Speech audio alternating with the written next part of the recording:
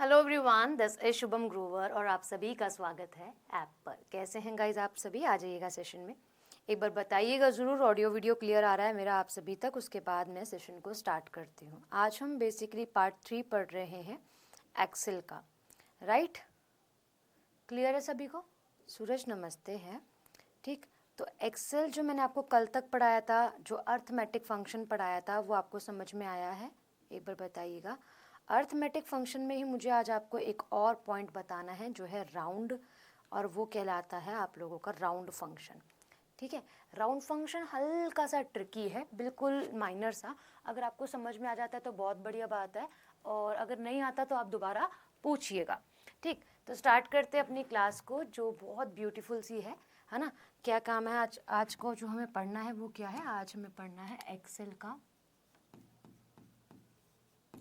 Part 3।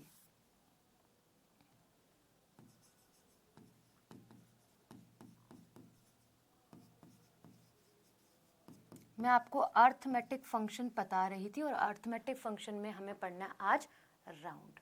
ठीक है, तो आज क्या पढ़ना है? आज पढ़ना है राउंड फंक्शन।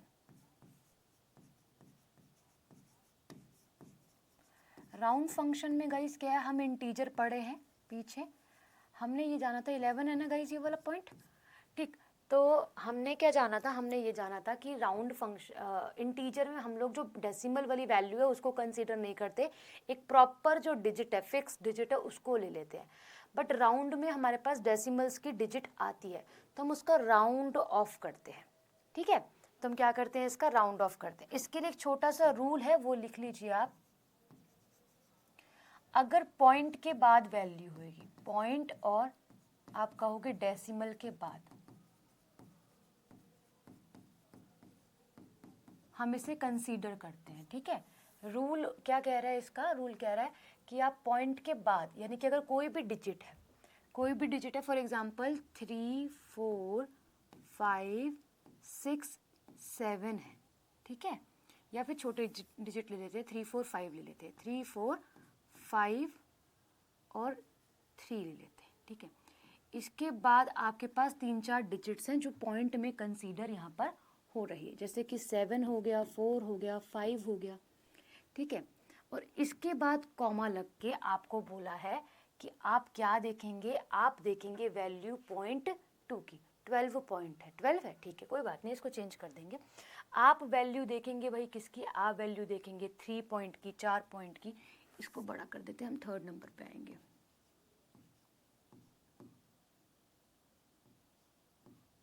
ठीक है, ये एक वैल्यू दे दी इतनी बड़ी सी, और उसके बाद कॉमा लगा के बोला कि पॉइंट 3 के बाद की बात रखना। ठीक है, ये आपको एक सम दिया राउंड में। अब आपको बोला कि इस पे राउंड फंक्शन लगाएं और इसको हल करें। अब हल करेंगे कैसे मैम? इतना बड़ा डिजिट है, तो हमें क्या देखना होगा? हमें ना एक रूल चलना है।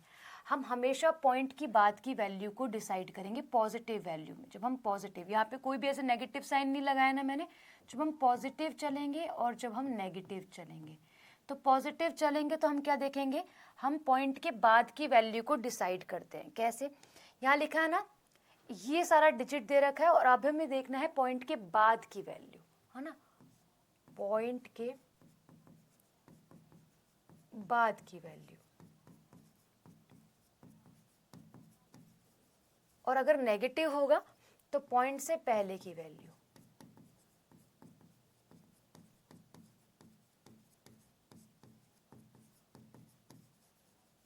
ठीक है, अब कैसे? अब इसने बोला, ये डिजिट देके बोला 3। 3 क्या कह रहा है? पॉइंट के बाद आप 3rd डिजिट पर आओ। 1 2 3, ये भगवान, क्या आ गई भाई? हम 3rd डिजिट पर आ गए। पॉइंट के बाद पॉजिटिव वैल्यू है, तो पॉइंट के बाद की वैल्यूज को देखेंगे। पॉइंट के बाद बोला है 3, ये कॉमा इसलिए दिया गया, ये बता रहा है कि पॉइंट के बाद जो भी आप 3 वैल्यूज पर जाओ, 1 2 3, यानी कि 4 पर आ गए हम। क्या है? 4 पर आ गए हैं हम लोग। अब ये 4 से हम कैसे सॉल्व करेंगे इसको? ठीक है, हम 4 से कैसे सॉल्व करेंगे? एक और रूल है इसी में, अगर आपको 0 से लेकर 4 तक की डिजिट्स दिखाई देती हैं तो आप सेम नंबर उतार दीजिए, और आपको 5 से लेकर 9 तक की डिजिट्स दिखती हैं, तो आप जो भी डिजिट पर काम कर रहे हैं उसका नेक्स्ट नंबर लिख दीजिए। यहां तक क्लियर हुआ? यस और नो करके बताइएगा गाइस, क्योंकि ये इंपॉर्टेंट है। और ये अगर समझ में नहीं आएगा तो फिर मैं आपको दूसरा एग्जाम्पल दूंगी, फिर तीसरा एग्जाम्पल दूंगी, समझ में नहीं आएगा। अगर रूल समझ में आएंगे तभी चीजें समझ में आएंगी। देखो क्या बोला, एक डिजिट दे दिया, उसको बोला 3 के बाद देखो, तो हमें पता है 3 हमें क्या देखनी, पॉइंट के बाद 1 2 3 डिजिट देखनी। हम आ गए 4 पर। अब 4 की वैल्यू हमेशा उसके नेक्स्ट डिजिट पर डिफाइन करती है।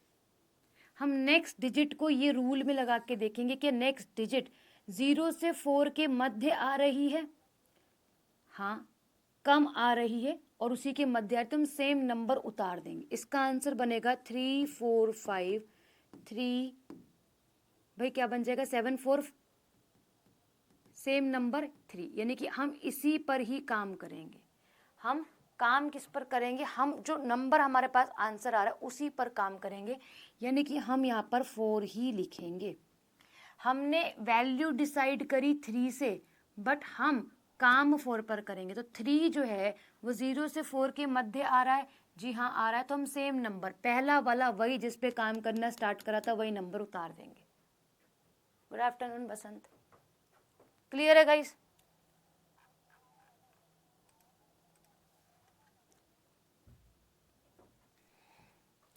देखो एक और एग्जाम्पल, फॉर एग्जाम्पल आपको डिजिट दी है 2 4 5 6, ठीक है। उसके बाद पॉइंट लगाया 7 4 3 2 4 5 1 7। आपको क्या बोला, पॉइंट लगा के बोलता है कि आप देखिए पॉइंट 1 के बाद का डिजिट या फिर पॉइंट 2 के बाद। तो हम कहाँ मूव होने लगे, हम पॉइंट के बाद 1 और 2 डिजिट पर आए, यहाँ तक आए। अब इसकी वैल्यू इस पर ही निर्भर करेगी। हम इसको देखेंगे इस वाले रूल में कि इसके मध्य ये वैल्यू आ रही है, जी हाँ आ रही है, तो हम सेम नंबर उतार देंगे। 2 4 5 6.74 इसका आंसर बन जाएगा। अरे यहाँ पे 7 5 भी लिखेंगे गाइस, 7 5 4। बताएं आया समझ में या नहीं आया?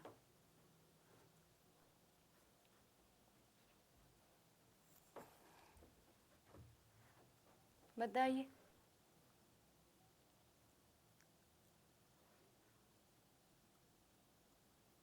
एक और एग्जाम्पल करवाऊं, 372.3928, ठीक है, कॉमा 4, ये डिजिट है। अब हमें इसे सॉल्व करना है, तो हमने बोला 4th पे आना है, 1 2 3 4 ये वाले नंबर पे आ गए, बट इसके बाद कोई नंबर नहीं है तो ऐसा कोई दिखेगा नहीं आपको। एक और नंबर बढ़ाएंगे इसमें 2, ठीक है, और कोमा मेरे पास क्या था, 4 था, ये डिजिट है। इसने बोला 4 के बाद आओ, पॉइंट के बाद 1 2 3 4, मैं 4 पर आ गई, इस डिजिट पर मैं आ गई, बट मेरी जो आंसर डिपेंड करेगा वो 2 पे डिपेंड करेगा, नेक्स्ट डिजिट पर, नेक्स्ट डिजिट पर डिपेंड करेगा, ठीक है। तो अब मुझे पता है कि 0 से लेकर 4 तक की जब डिजिट्स आएंगी तो मैं सेम डिजिट उतार दूंगी। बट अगर मेरे पास 5 से लेकर 9 तक की कोई डिजिट आती है तो मैं उसका नेक्स्ट नंबर लिख दूंगी। अब देखो जरा, 2 जो है, 2 जो है वो आप लोगों का किस में आ रहा है, इस डिजिट्स में, जी हाँ आ रहा है, तो मैं इसका सेम नंबर उतार दूंगी। इसका आंसर आएगा,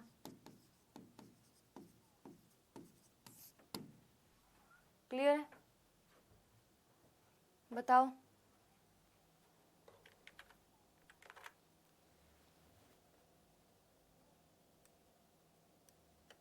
बता रही हूँ 5 और 9 वाला एग्जाम्पल भी। एक डिजिट देखो 24.5987 2.8, 2 हमें पॉइंट के बाद 2 डिजिट्स देखनी है, 1 2। हम आ गए इस 9 पर। ये 9 की नंबर हमेशा 8 पे डिपेंड करेगा। हम रूल देखेंगे ये वाला। तो मैंने देखा कि 8 जो डिजिट है वो तो इससे इस रेंज में आ रही है, तो मुझे क्या करना है, उसका नेक्स्ट नंबर लिखना है। यानी कि इसका नेक्स्ट नंबर तो हो जाएगा 10, है ना। तो मैं 24.510 लिख दूंगी।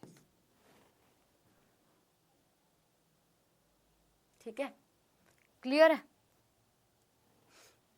क्लियर है? क्योंकि 9 के बाद तो 10 ही आएगा मेरे पास, और तो आएगा नहीं कुछ। एक और एग्जाम्पल देख लो, उसके बाद फिर इसको आगे लेके चलेंगे। 34 4 5 4 7 6 पॉइंट, इसके बाद 3 देखना है। नहीं, इसको 3 नहीं, इसको 4 बनाओ, क्योंकि फिर 4 बन जाएगी बात। तो मुझे क्या करना है, 4 पे आना है। 1 2 3 4, यहाँ पे मैं आ गई हूँ। मुझे इस रूल को देखना है, 5 से 9 के मध्य जब कोई नेक्स्ट डिजिट बन रही होगी, यानी कि ये डिजिट बन रही है, ये 5 से बड़ी है, 6 7 8 9 वाली रेंज में आ रही है, तो मुझे अगला नंबर लिखना होगा इसका 3 4 5 4 8, यानी कि इसी का ही तो नेक्स्ट नंबर मैं लिखूंगी। क्लियर? बताओ, क्लियर है सभी को? ठीक है, एक और पूछूं आपसे, आप इसका आंसर बताइएगा। ठीक है, डिजिट्स लिखिएगा, मैं आपको प्रीवियस ईयर ही दे रही हूँ।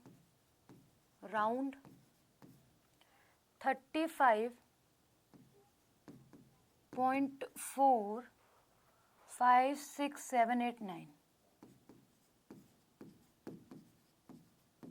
2। सॉल्व करो गाइस, आंसर बताओ, आंसर बताओ। मुझे क्या करना है, पॉइंट के बाद 2 1 2 डिजिट देखनी। 5 पर आगे पर वैल्यू 6 पर डिपेंड कर रही है। रूल देखना है, ये तो 5 से 9 के मध्य जो आएगा वो नेक्स्ट डिजिट आएगी,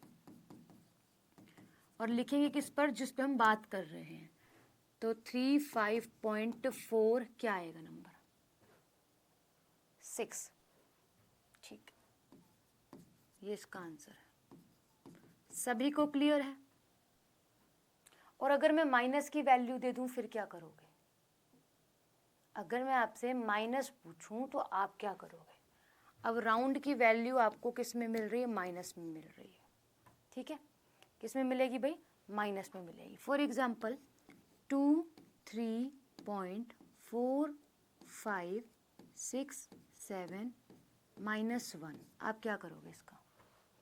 अब आप पॉइंट से पहले के डिजिट्स को देखोगे, पॉइंट से पहले के डिजिट्स पर बात करोगे। तो इसने बोला 0.1, पॉइंट के बाद 1, और ये इसकी डिजिट डिपेंड करेगी इस पे। वही रूल देखेंगे, क्या है, 0 से 4 के मध्य तो सेम नंबर को लिख देंगे। तो मेरे पास क्या आ रहा है, 2 के बाद मतलब ये 3 जो है क्या आया, तो 23 आंसर आएगा नहीं आएगा? बताओ, क्लियर हुआ? एक माइनस का और दूं, क्लियर हुआ? ये माइनस वाले में हम आगे चलेंगे और हम इधर की डायरेक्शन में चलेंगे फिर, क्योंकि पॉइंट से बाद तो हम इधर ही चलते हैं। पॉइंट से पहले इधर, पॉइंट के बाद हम इधर को मूव करते हैं। ठीक है, एक आप राउंड लगाएंगे खुद से, लिखा आएगा राउंड ब्रैकेट 354.4321 कॉमा -2, आंसर लगाएंगे इस क्या होगा? हाँ दिया माइनस वाला आशुतोष, बताओ, बताइए। बोल रहा है कि पॉइंट के बाद, एक सेकंड रुकना यार, एक मिनट रुको। माइनस वाले में आप दोबारा से समझना, क्योंकि पहले माइनस में तो 0 आएगा ना, 0 1 आएगा, इसको रहने देना गाइस, इसी को ही समझो जो मैं बताने चाह रही हूँ, क्योंकि माइनस तो लगाया ही नहीं मैंने, 0 तो लगाया ही नहीं। यहाँ देखो, इसको समझो, ये क्या कह रहा है, कह रहा है -2 पे जाओ, तो 0 आएगा ना पहले, फिर आएगा 1, फिर आएगा 2, यही आएगा। हमने 0 नहीं लगाया। 0 तो लगाना जरूरी है क्योंकि 0 के बाद ही माइनस और 1 जो है, माइनस वाली और पॉजिटिव वाली वैल्यूज को देखा जाता है ना। तो हमने 0 क्यों नहीं लगाया, ये हमारी सबसे बड़ी मिस्टेक थी। 0 लगाया, ठीक है। अब हमें कहाँ जाना है, इधर की तरफ जाना है। तो हमने -2 पे देखी, पर हमारी वैल्यू तो नेक्स्ट वाले पे डिपेंड करेगी, है ना। तो हम यहाँ देख रहे हैं कि 5 है। 5 किस में आ रही है, बड़ी वैल्यू में आ रही है। तो 3, 6 मेरे पास आंसर आएगा नहीं आएगा, बताओ बताओ, आंसर आएगा नहीं आएगा।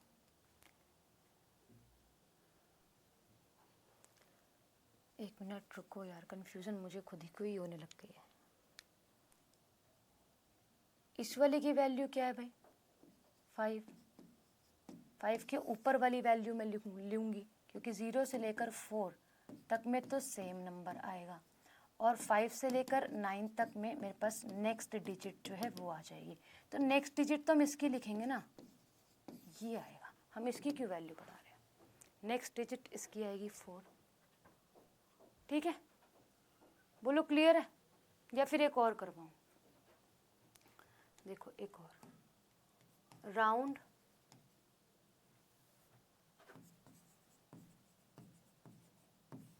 क्या डिजिट है, 7, 5, 4, 2, ठीक है।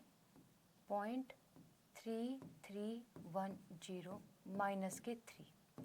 तो हमने क्या करा, हम -3 पे जाएंगे। तो हम सबसे पहले इस पे लिखेंगे 0, 1, 2, 3, ये माइनस का 3 बनेगा।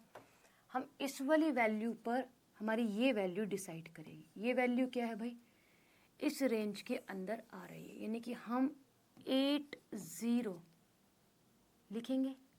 लिखेंगे नहीं लिखेंगे भाई, 80, क्योंकि 7 के बाद तो क्या आएगा, 8 अंक जो है वे आ जाएगा। एक मिनट रुकना गाइस, ठीक है। बताओ क्लियर है,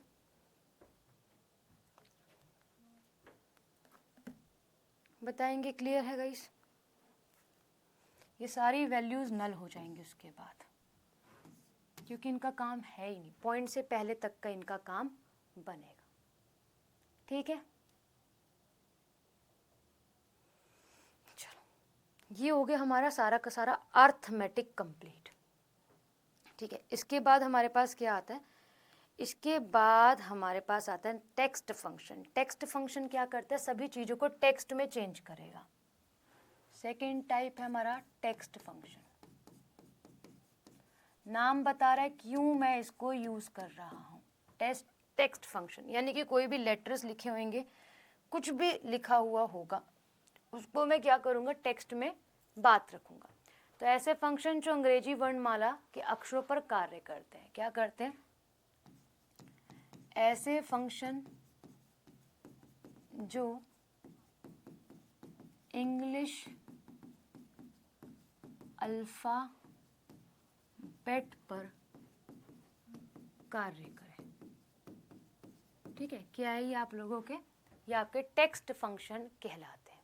पहला होता है आपका लेन, इसके भी टाइप हैं बहुत सारे, ठीक है। इसके भी टाइप हैं जो हमें देखने अल्फाबेट्स पर। पहला आएगा आपका लेन। लेन मतलब लेंथ, मतलब लेंथ फंक्शन। लेंथ फंक्शन कैसे वर्क करता है, लेंथ फंक्शन आप लोगों की जो भी आपने लिखा हुआ उसकी स्ट्रिंग को बता देता है। जैसे कि यहाँ पर स्टूडेंट हैं कौन, आशुतोष। आशुतोष एक नाम है, हमें देखना आशुतोष के वर्ड्स कितने हैं, यानी कि लेटर्स कितने आ रहे हैं, 1, 2, 3, 4, 5, 6, 7, 8। तो ये 8 लेंथ का है, यानी कि स्ट्रिंग की लेंथ को बताएगा।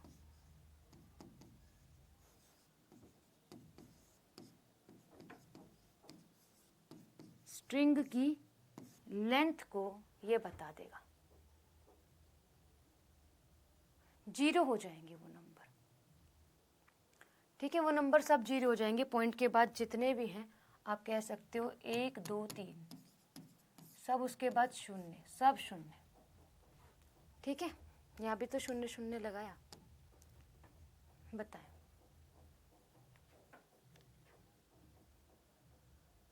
ठीक है, क्लियर। अच्छा, जैसे कि यहाँ पर एक और लेंथ का एग्जाम्पल लेते हैं। LEN फंक्शन लगता है, ठीक है, क्या लगता है? LEN फंक्शन लगाया जाएगा इसके अंदर, यानी कि जो लेंथ है आपकी स्ट्रिंग की, उसको डिफाइन ये क्या कर देगा, बता देगा, यानी कि स्पेलिंग में कितने अक्षर आप लोगों के आ रहे हैं। फॉर एग्जाम्पल, फंक्शन लगा है लेंथ का इक्वल टू, लिखने का तरीका यही है, ब्रैकेट राम। तो राम को आप डबल इन्वर्टेड कॉमा में लिखेंगे और जो इसका उत्तर आएगा वो आएगा 3। ऐसे ही आप लोग लेंथ लिखेंगे और रोमा लिख दीजिएगा। तो रोमा में कितने अक्षर हैं मैम? 4। ऐसे ही आप लिख लेना बसंत।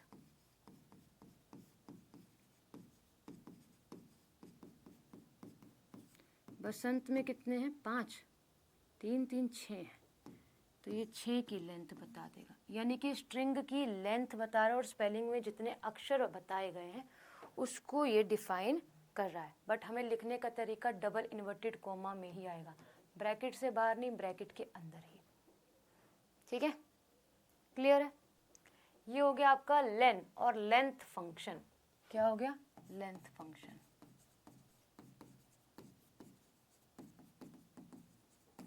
ठीक है जी, क्लियर है? अच्छा, एक आता है अपर केस, अपर फंक्शन, पहला है नहीं, दूसरा एक आता है अपर फंक्शन। अपर फंक्शन क्या करेगा गाइस? जैसे कि आप सभी का नाम कैसे लिखा हुआ है, इक्वल टू अपर,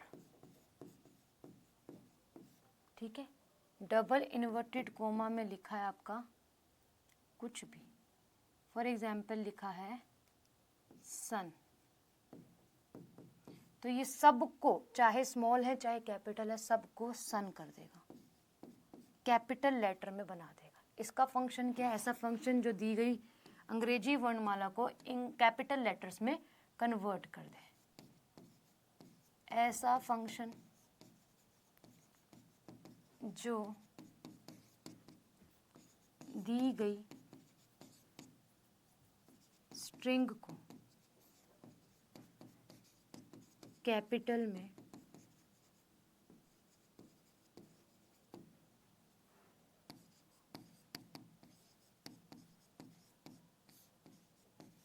बदल दे।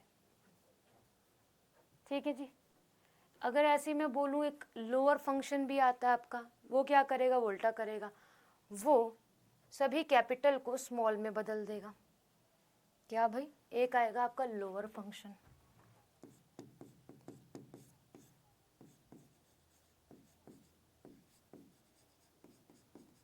ये क्या करेगा?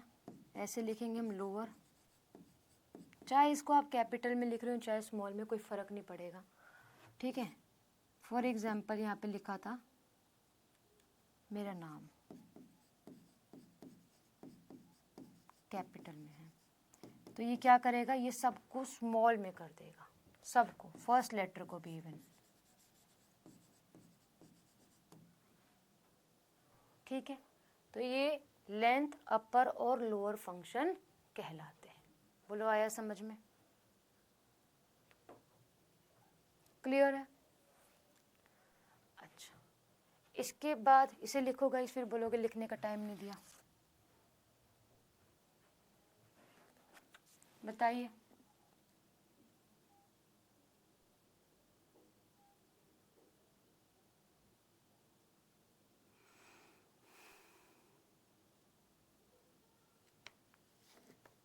लिखो तो बता रहा।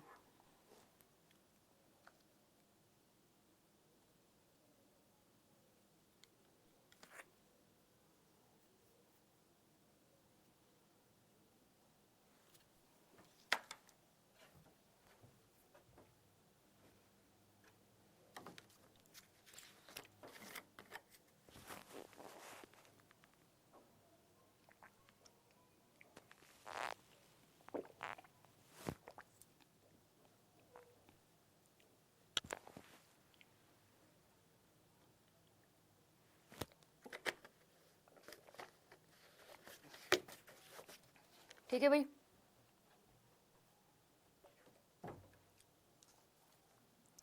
अच्छा, एक आता है गाइस क्या, रिपीट फंक्शन।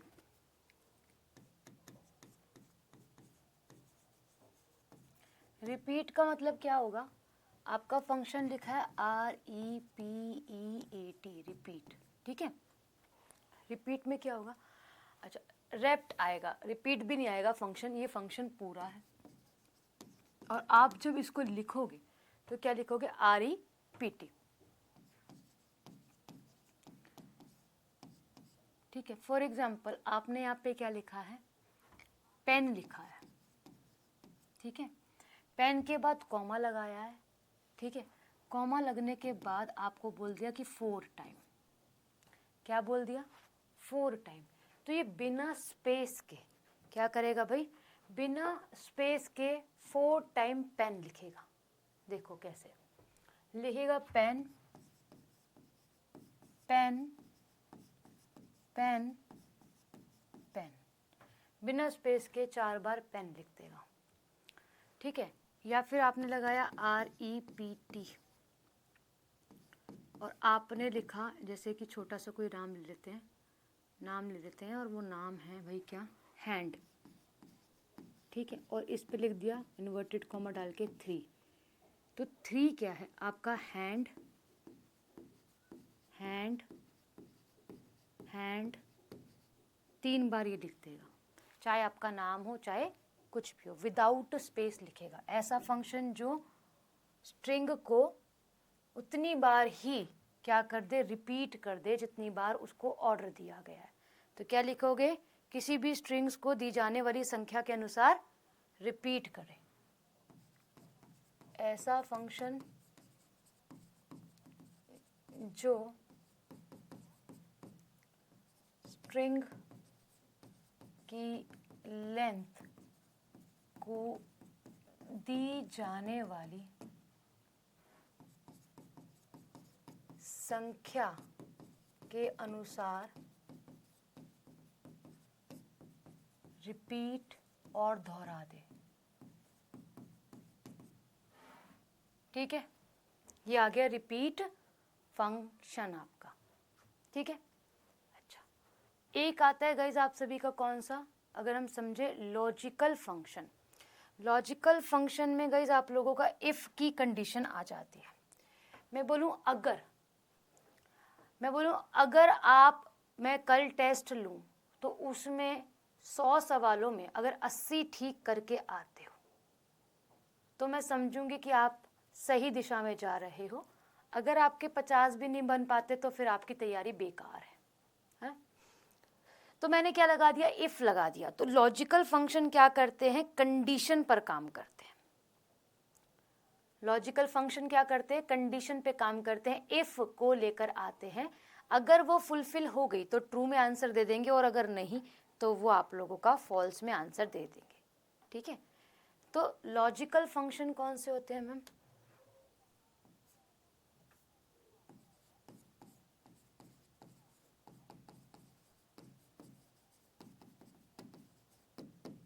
थर्ड फंक्शन है आपका लॉजिकल। और लॉजिकल फंक्शन क्या करेगा, आपके कंडीशन पर वर्क करता है। ऐसा फंक्शन जो क्या करे, दी गई कंडीशन के अनुसार उत्तर दे।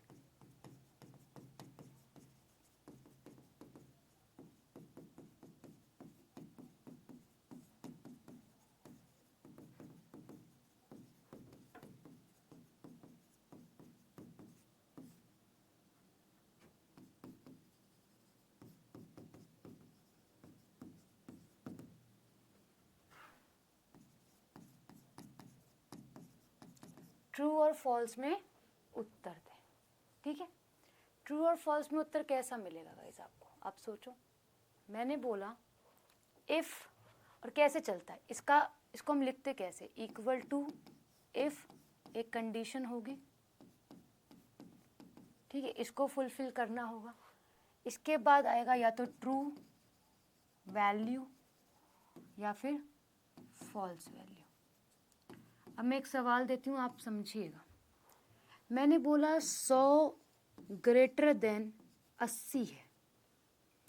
इफ लगा के मैंने ये बोला, और अब आपको क्या करना है, ए बोला मैंने ट्रू वैल्यू होगी तो ए टाइप कर देना, और फॉल्स होगी तो ए स्टार लगा देना। ठीक है, और ये सवाल आता है। तो मुझे पता है कि इफ की कंडीशन क्या है, 100 बड़ा है 80 से, तो हाँ ये ट्रू वैल्यू है, और ट्रू के लिए मुझे क्या लगाना था, ए लगाना था। और समझो मैंने क्या लगाया, इफ कंडीशन लगाया, इफ कंडीशन में लगाया 33 इज ग्रेटर देन 80, तो ए और ए स्टार क्या आंसर आएगा, ये चेक करेगा इस कंडीशन को और ट्रू और फॉल्स के अकॉर्डिंग आंसर देगा। ये सरासर फॉल्स है और ये आंसर देगा ए स्टार में। किस में आंसर देगा, ए स्टार में आंसर देगा। एक सवाल और कर लो जो प्रीवियस ईयर में आपसे पूछा गया है। इफ बोल रहा है कि 12 जो है इज स्मॉलर देन 16, यानी कि 16 ग्रेटर देन आपका 12, तो ए और ए स्टार, जरूरी नहीं है ए और ए स्टार दे, आपको बी स्टार सी स्टार भी दे सकता है। तो क्या आएगा मैम, ये ट्रू कंडीशन है तो ये आंसर देगा ए, है ना। क्या देगा, ट्रू उत्तर देगा, सही उत्तर देगा कि बिल्कुल सही कंडीशन ये आपकी बनाई गई है। ठीक है, चलो इसने क्या बोला, इफ 100 इज ग्रेटर देन 100, तो आप बताओ क्या आंसर आएगा, ट्रू आएगा फॉल्स आएगा, बताइए। आंसर लगाइए, क्या आएगा।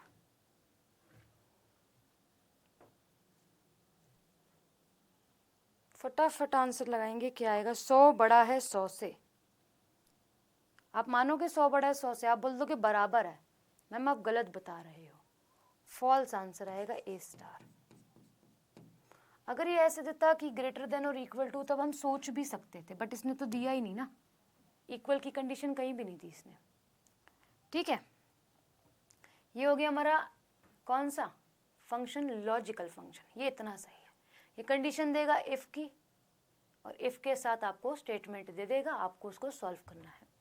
अब आएगा आप लोगों का date and time function.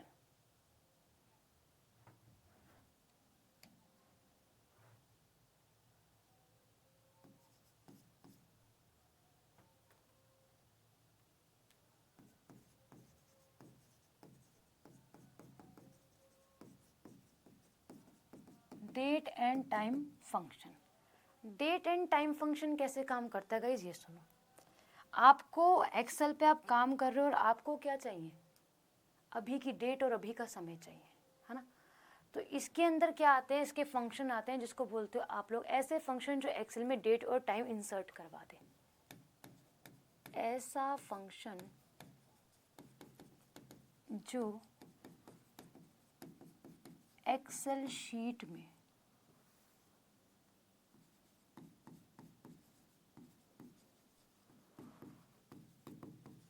Date and time insert करें। ठीक है, क्या करें, डेट एंड टाइम को इंसर्ट करें। टू टाइप है, टू टाइप में पहला टाइप क्या है, पहला टाइप है आपका टुडे। क्या हुआ भाई, पहला टाइप है आप लोगों का टुडे। टुडे आज से आप क्या समझ रहे हो, टुडे यानी कि आज का, तारीख, आज का दिन, है ना। तो ऐसा फंक्शन जो आप लोगों का करंट क्या कर दे, डेट एंटर करवा दे। क्या भाई मैम, ऐसा फंक्शन जो करंट डेट, ऐसा फंक्शन जो एक्सेल में डेट एंटर करवाए।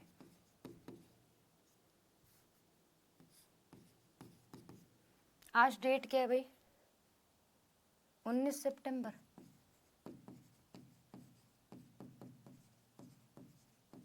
खाली date, not time. But now पूछेगा तो नाउ फंक्शन कौन सा है, जो डेट और टाइम दोनों इंसर्ट करवाए।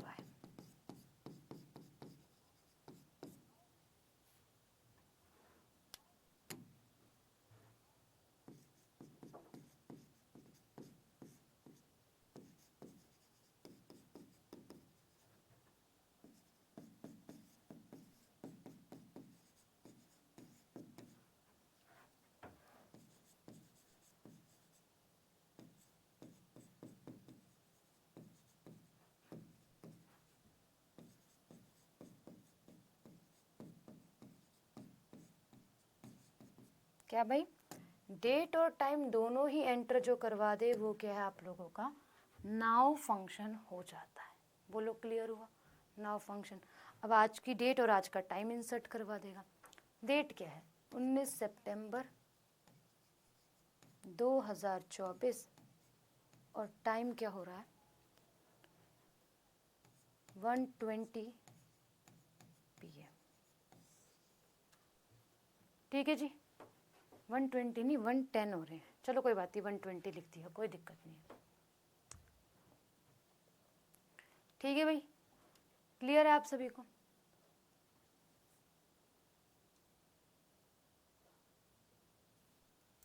ठीक है। अब एक्सेल में आपने बहुत बार ऐसे करा होगा कि एक जगह का डेटा दूसरी जगह में कॉपी करा होगा, या फिर एक सेल को आपने क्या करा है इस वाले सेल का डेटा उठा के यहाँ पे कॉपी करा है। तो कॉपी करना जानते हो ना, तो बस वही है। अब हमारे पास एक और फंक्शन आएगा जो कहलाएगा रेफरेंस फंक्शन या फिर सेल रेफरेंस। क्या कहलाएगा जी, सेल रेफरेंस। इसको लिखो, हो जाए तो बताना।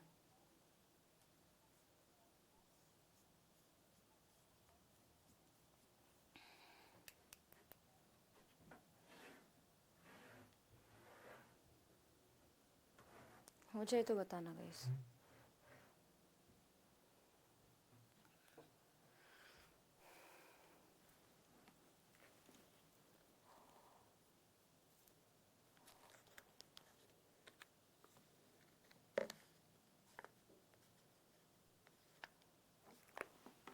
ठीक है, हो गया।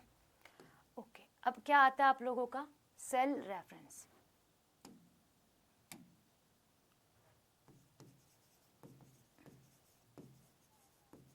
सेल रेफरेंस, रेफरेंस वर्ड ही क्या है, एक से दूसरी जगह से कनेक्ट है ना। हॉस्पिटल की बात करते हैं, एक हॉस्पिटल ने मना कर दिया कि हम इस चीज़ का इलाज नहीं करते या फिर इससे बाहर कंडीशन हो जाती है, तो हम पेशेंट को दूसरे हॉस्पिटल में रेफ़र कर देते हैं, है ना।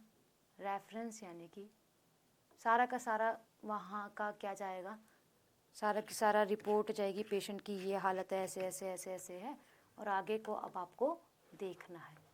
दूसरा हॉस्पिटल क्या कर लेगा, अगर वहाँ इलाज होता होगा तो वो उसे ज़रूर कर लेगा एडमिट। तो रेफरेंस क्या है, जब एक सेल के डेटा को आप दूसरे सेल के डेटा में कॉपी करवाना चाहते हो तो सेल रेफरेंस आता है। ठीक है, ऐसा फंक्शन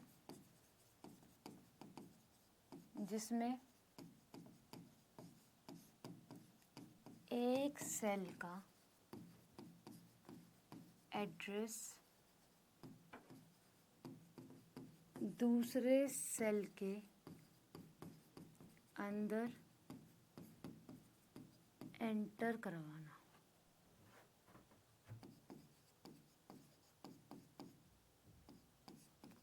तो हम सेल रेफरेंस का इस्तेमाल करते हैं। ठीक है, दो टाइप के होते हैं, एक रिलेटिव सेल रेफरेंस और एक एब्सोल्यूट सेल रेफरेंस। टाइप को समझें तो दो टाइप हैं, एक होता है रिलेटिव। रिलेटिव जो पहले से ही बाय डिफ़ॉल्ट हमें मिलता है,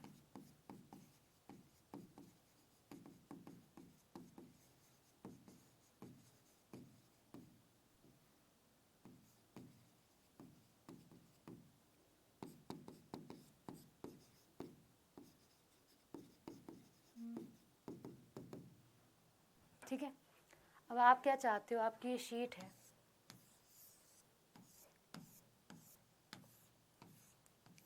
आपने यहाँ का डेटा यहाँ कॉपी करना है, हाँ।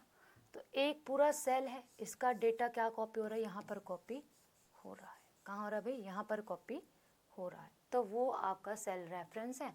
दो तरीके से होता है, एक तरीके से क्या होता है, रिलेटिव आप लोगों का बाय डिफ़ॉल्ट आपको मिलता है, यानी कि ऑटोमेटिकली जब आप ये वाला सेल के डेटा को इस वाले सेल में करोगे तो इसका एड्रेस बदलेगा नहीं बदलेगा, क्योंकि ये आपका सी वाले सेल में है, ये बी सेल में है, और ये ए सेल का डेटा, ए सेल का डेटा आप यहाँ चलोगे तो इसका एड्रेस ऑटोमेटिक चेंज होगा ना, और ये हमें MS एक्सेल में बाय डिफ़ॉल्ट मिलता है।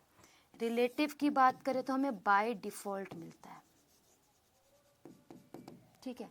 बट एब्सोल्यूट सेल क्या होता है कि इस डेटा को मैंने लॉक कर दिया है, इस रेंज को, और इस रेंज को मैंने लॉक कर देना, तो मेरे पास एब्सोल्यूट सेल रेफरेंस होता है। मैं इसको उपयोग करने के लिए डॉलर का साइन यूज़ करती हूँ। यहाँ पे कुछ ऐसा कोई सिंबल यूज़ नहीं होगा, बट हाँ जब एब्सोल्यूट सेल रेफरेंस को इस्तेमाल करूँगी तो साइन यूज़ करूँगी डॉलर का, और क्या होगा यहाँ पर फंक्शन ऑटोमेटिकली क्या हो जाएगा, लॉक हो जाएगा। जब मैं ऑटोमेटिक, तो जब हम ऑटोमेटिक क्या होता है अपने आप, बट अपने आप नहीं, एब्सोल्यूट मतलब हम यहाँ पे लॉक कर दे रहे हैं सेल की रेंज को, ठीक है, कोई बदल ना सके। तो यहाँ पे लॉक करना होता है, वो होता है एब्सोल्यूट सेल रेफरेंस। यहाँ से इतना सवाल बनता नहीं है, बट हाँ इसके बारे में नॉलेज जरूर होनी चाहिए, तो मैंने आपको बता दिया है, ठीक है। बोलो क्लियर हुआ सेल रेफरेंस? बताइए।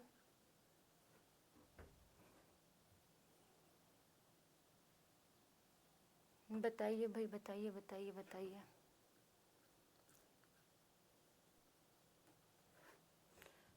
अभी लिखना एरर कब आता है आपके एक्सेल के अंदर, एरर इन एक्सेल। अब एरर कितने तरीके के आ सकते हैं ये समझते हैं, ठीक है। पहले आता है error hashtag, hashtag, hashtag error. ये एरर कब आता है? ये एरर जब आता है आप सभी के पास, जब किसी सेल में इंसर्ट किया गया जो डेटा है उसकी लेंथ से लंबा है। फॉर एग्जाम्पल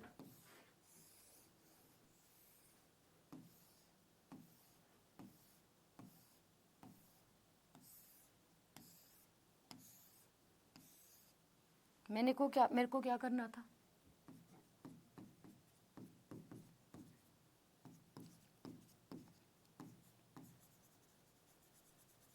ठीक है, मुझे लिखना था यहाँ पे अपना नाम। भाई सेल की रेंज से बाहर चला गया ना मेरा नाम, और पूरा लिखना चाहूँ तो 2 सेल को कवर कर रहा है, 3 सेल को कवर कर रहा है। तो मैं यहाँ समझ पा रही हूँ जो मेरा एंटर किया गया डेटा है वो सेल की रेंज से जब बाहर जाएगा तो मेरे पास ये एरर आएगा। जब इंसर्ट किया गया डेटा सेल रेंज से बाहर जाता है तो ये एरर यानी कि hashtag hashtag hashtag error show करता है। क्लियर है? और ये जो एरर है वो किसी फॉर्मूला और फंक्शन पर डिफाइन नहीं करता, ये लिख लेना, फॉर्मूला फंक्शन पर, क्या है यार ये, अपनी मर्जी से जो चलता है ना, ये फॉर्मूला फंक्शन पर डिपेंड नहीं करता।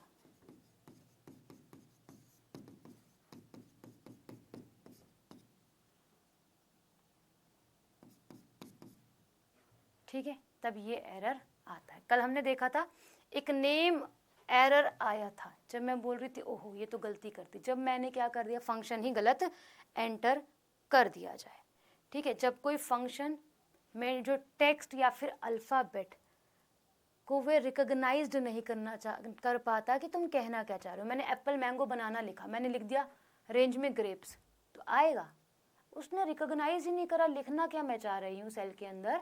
तो जब रिकॉग्नाइज्ड ही ना हो पाए आपका डेटा, है ना, जब कोई फंक्शन आपने डाला कि आपको A1 से लेकर A3 तक का डेटा जो है वो चाहिए रेंज का, बट यहाँ पर आप जब फंक्शन डालने लगे और ये रिकॉग्नाइज्ड ही नहीं कर पाया, तो क्या आएगा आपका, नेम एरर आ जाएगा, या फिर आप लिख सकते हो नेम क्वेश्चन मार्क एरर। दूसरा क्या आएगा आपका, hashtag name question mark error आएगा।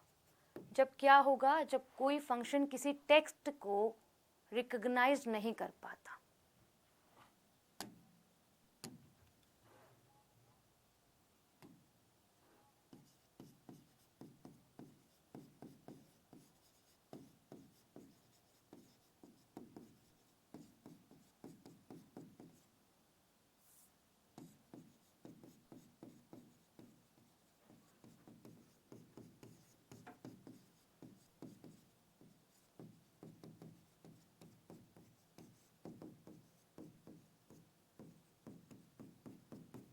नहीं कर पाता, उसको क्या कहेंगे हम लोग, ये नेम एरर वे दे देता है।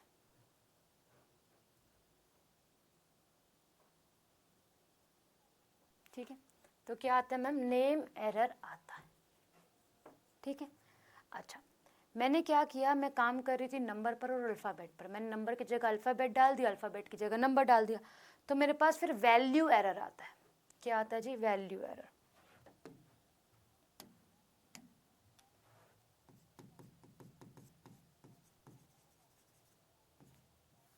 क्या आएगा भाई, हैशटैग वैल्यू एरर। ठीक है जी,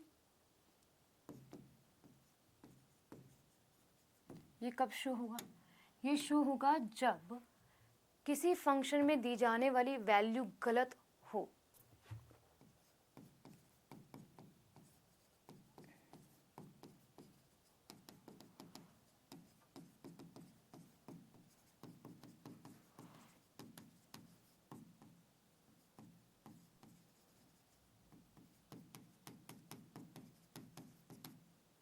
अर्थात हम कह सकते हैं न्यूमेरिक को मैंने अल्फ़ाबेट में कर दिया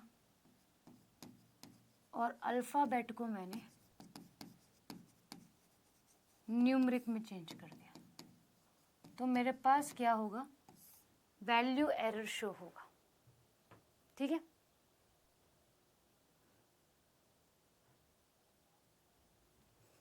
अच्छा एक आता है आप लोगों का और एरर, जिसको आप लोग क्या बोलते हो, डिव एरर कहते हो, यानी कि डिवाइड।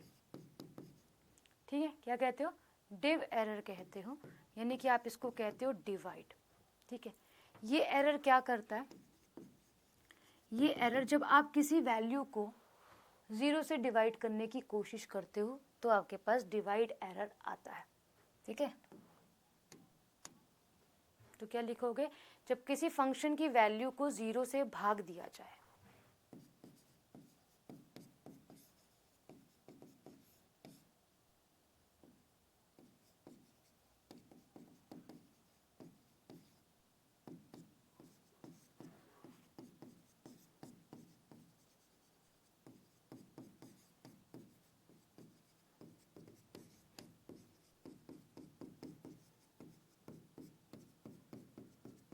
तो ये एरर आपको देखने के लिए मिलता है, कौन सा, डिव एरर, यानी कि डिवाइड एरर। 0 से भाग करने की कोशिश करोगे तो आपको ये एरर शो होगा। ठीक है, क्लियर है। एक आता है कॉनकैटिनेट फंक्शन।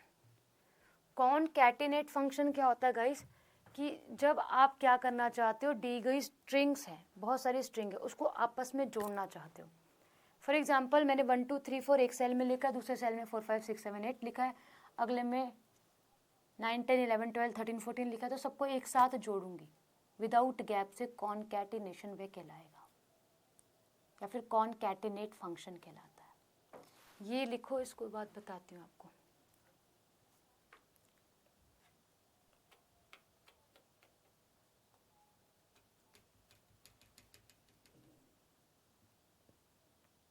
ठीक है,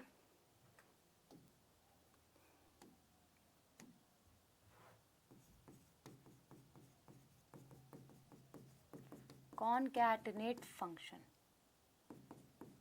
ये फंक्शन क्या कहता है, ये फंक्शन कहता है जब दी गई वैल्यूज या फिर दिए गए फंक्शन में क्या है, 2 या 2 से अधिक स्ट्रिंग्स हैं, तो उसको आपस में जोड़ना। इसका उपयोग 2 या 2 से अधिक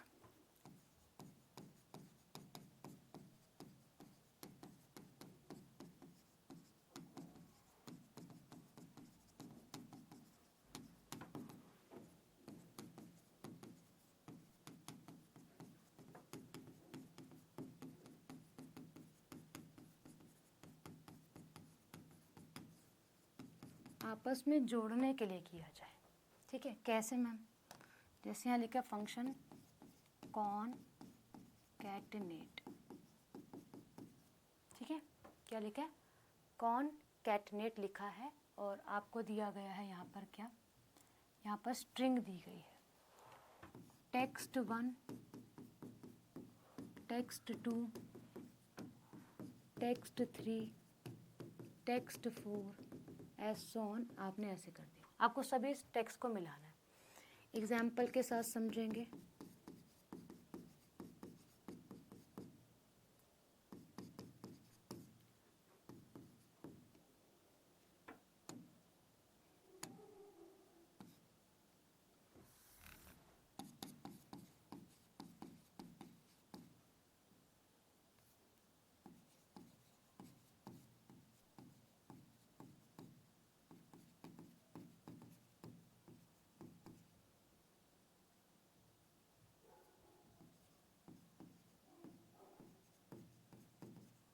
इस तरीके से तो आपका आंसर आएगा 1 2 3 4 5 6 7 8 9 0 1 2 3 4 5 6, ये आंसर आ जाएगा।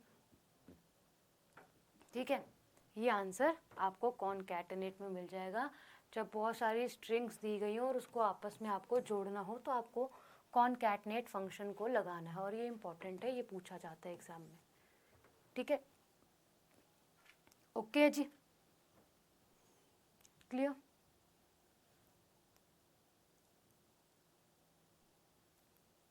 ठीक है, आप लोगों का ये फंक्शन हो जाता है, और कॉनकैट लिखा हुआ आता है यहाँ पे। ठीक है, क्या लिखा आएगा आपका सिंटैक्स में देखेंगे तो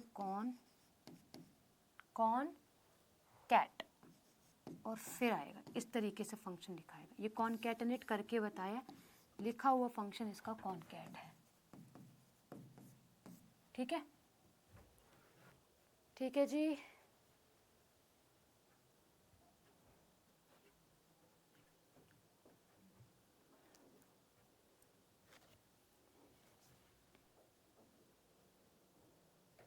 ठीक है,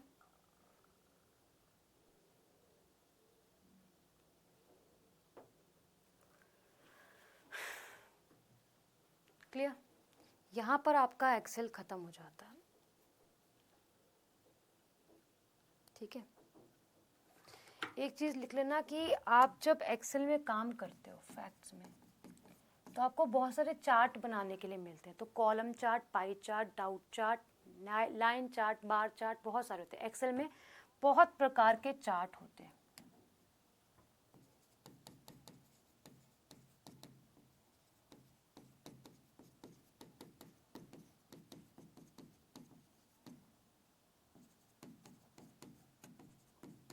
ठीक है, फॉर एग्जांपल आपका पाई चार्ट, लाइन चार्ट, ठीक है, बार चार्ट, बार ग्राफ जिसको आप लोग बोलते हो, है ना, फिर ट्री मैप, हिस्टोग्राम,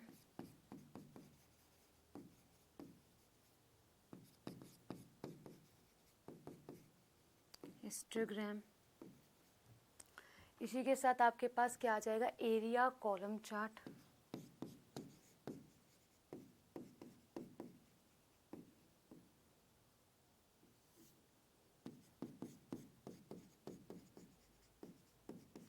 ये कई प्रकार के चार्ट हैं जो आपको इनके नाम याद रखने हैं। वाटरफॉल कॉम्बो,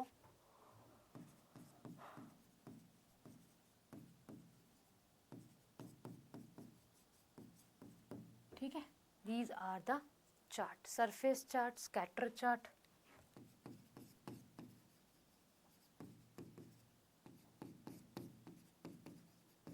इनको लिख लेना, हमें पता होना चाहिए कितने सारे चार्ट होते हैं। ठीक है जी, तो ये आपका एक्सेल यहाँ पर ख़त्म होता है। कल हम लोग क्या पढ़ेंगे, कल हम लोग पढ़ेंगे लॉजिकल गेट्स। आपने 10वीं 11वीं में पढ़ा होगा, बट हम फिर से एक बार पढ़ेंगे क्योंकि सवाल पूछता है एग्जामिनर यहाँ से।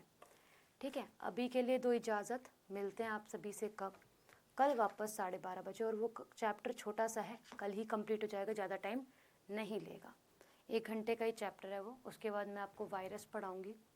वायरस चैप्टर है आप लोगों का जो आपके एग्ज़ाम के लिए इम्पोर्टेंट है। ठीक है, गुड नाइट। ठीक है, क्लास समझ में आई एक बार बता दो, उसके बाद मैं क्लास को क्लोज़ करती हूँ।